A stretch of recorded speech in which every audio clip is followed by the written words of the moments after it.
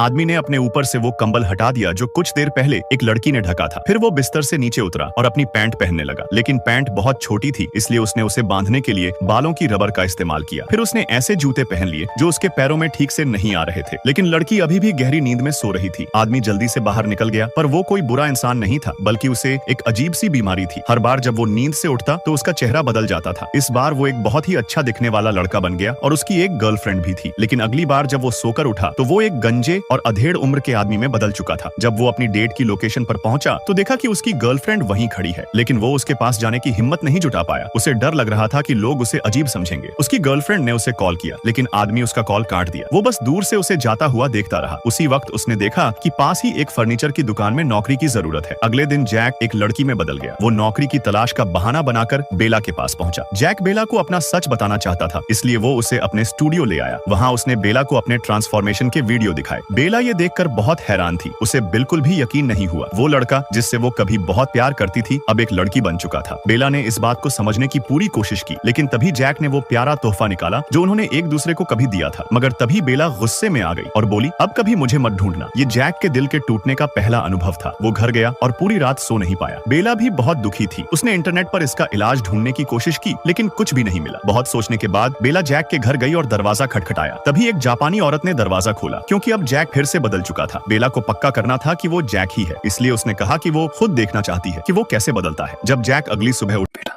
मुझे देखकर इग्नोर मत करना। तुम्हारी मन की जो भी इच्छा है पूरी हो जाएगी, मगर मेरा भी एक काम करना होगा।